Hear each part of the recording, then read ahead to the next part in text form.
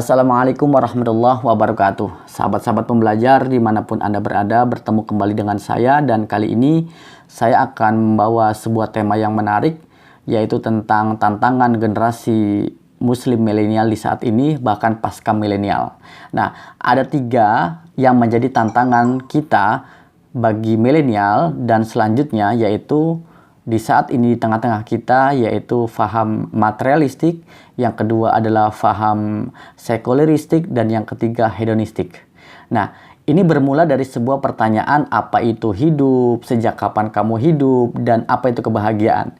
Nah, kita lihat satu persatu ya. Ketika orang bertanya sejak kapan kamu jadi manusia, maka paradigma materialistik mengatakan sejak lahir.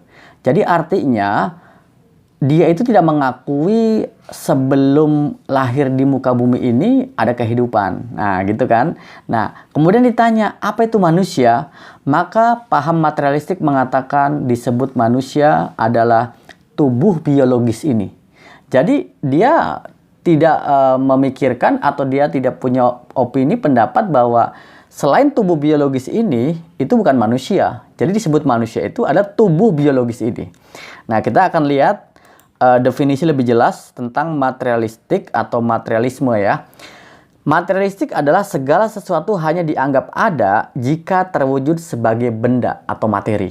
Nah, ini yang pertama poinnya. Jadi kalau ada jika terwujud sebagai benda, disebut ada itu kalau benda. Kalau nggak ada benda yang sifatnya imateri, itu tidak ada, begitu ya. Nah, kita rinci tentang paham materialisme. Segala sesuatu yang tidak ada wujud materinya dianggap tidak ada. Nah, jelas ya. Tidak bermanfaat karenanya juga tidak penting. Yang kedua, orang yang materialistik bahkan menganggap dirinya hanya sebatas tubuh jasmani. Tidak ada ruh. Nah, poinnya ini, dia tidak mengakui bahwa manusia itu hanya tubuh. Tidak mengakui adanya ruh gitu ya. Dia tidak memikirkan ke sana. Sehingga perhatiannya hanya terpusat pada bagaimana memenuhi kebutuhan jasmaninya saja, alias sibuk memperturutkan dorongan-dorongan biologisnya. Nah ini, maka orang-orang yang menganut paham materialistik, dia akan fokus kepada tubuh. Sejak kapan dia jadi manusia? Sejak lahir. Dan apa itu manusia? Manusia adalah tubuh ini. Maka dia akan fokus bagaimana memikirkan tubuhnya, mempercantik dirinya. Nah, itu yang pertama sebagai tantangan generasi muslim milenial. Yang menjadi tantangan kedua bagi generasi muslim milenial adalah faham sekuler atau sekulerisme. Ini adalah menjadi tantangan. Yang kedua, ketika orang ditanya tentang apa itu hidup, maka orang-orang sekuler mengatakan hidup adalah kehadiran tubuh di bumi. Jadi itu hidup. Sementara kematian adalah kemusnahan. Sehingga dia punya prinsip bahwa hidup itu kini dan di sini. Sehingga orang-orang sekuler itu segalanya harus diraih sekarang juga, di sini juga, mumpung masih di bumi. Maka jelas kalau kita lihat definisi daripada sekulerisme adalah bahasa Latin daripada seculum, berarti bumi. Nah artinya ketika orang ditanya apa itu hidup, jelas dia akan mengatakan bahwa hidup adalah tubuh ini di bumi. Kini dan di sini, kematian adalah kemusnahan. Nah, maka orang yang memahami hidup hanya sebatas bumi disebut sekuler, dan orang yang terjebak dalam pemahaman bahwa dirinya hanya sekedar tubuh fisik dan memaknai kehidupan hanya keberadaan tubuh di muka bumi, itulah sekuler. Ketika mati, tubuh akan dikubur dan hancur, lalu musnah menyatu dengan tanah.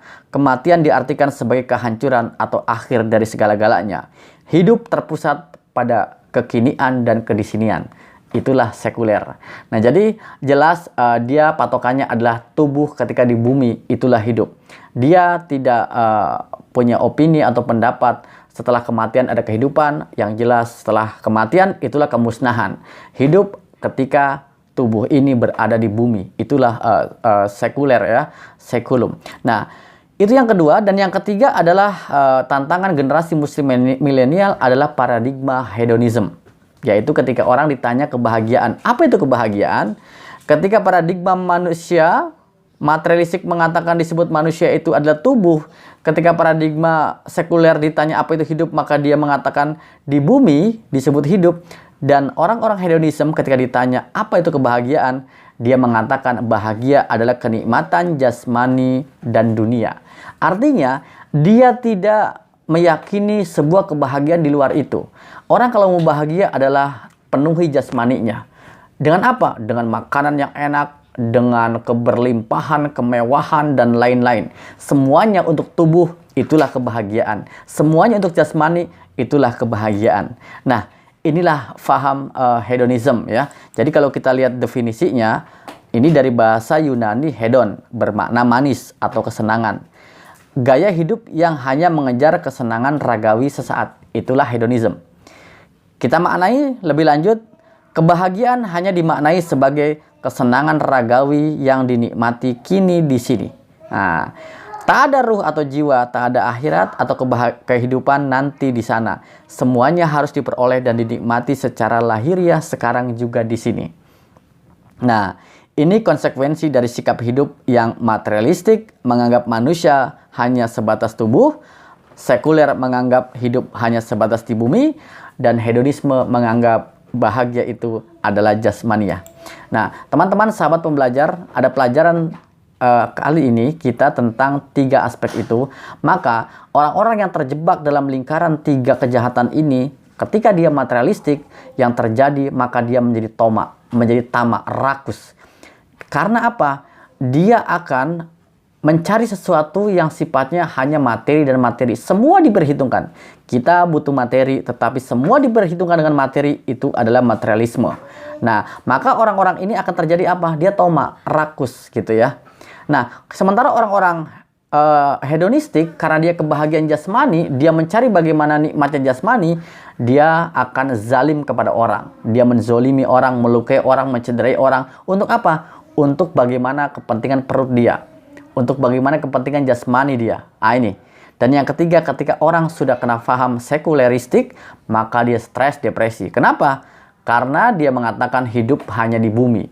Ketika semakin tua, maka dia semakin stres. Apalagi ketika kematian, karena dia tidak meyakini ada kehidupan setelah kematian. Kematian adalah musnah, habis.